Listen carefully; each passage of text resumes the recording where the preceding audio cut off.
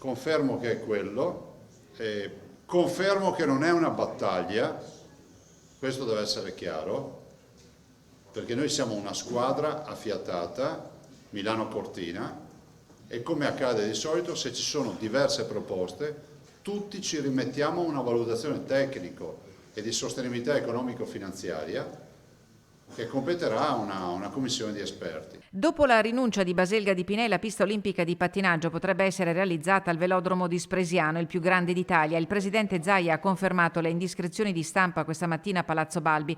Eppure la Federazione del Ghiaccio, con la quale è in corso un'interlocuzione, ambirebbe a questa soluzione che presenta diversi vantaggi.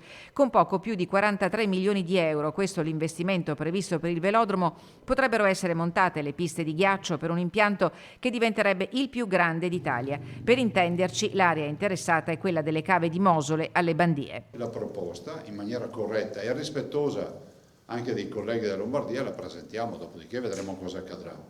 Non è una prova di forza, piuttosto che vada fuori, diciamo, dal contesto Milano-Cortina, dico è meglio che resti in una delle nostre due regioni, per un fatto anche di contiguità e del fatto che ci abbiamo creduto a queste Olimpiadi, a differenza di qualcun altro. La notizia è arrivata nel giorno dell'avvio dei lavori di demolizione controllata della pista da bob Eugenio Monti a Cortina. Ruspe in azione dalle prime ore di questa mattina dopo la cabina di regia in laguna. Realizzeremo l'impianto sportivo più iconico dei prossimi Giochi Olimpici invernali, ha detto il commissario e amministratore delegato di Milano Cortina 2026 Luigi Sant'Andrea.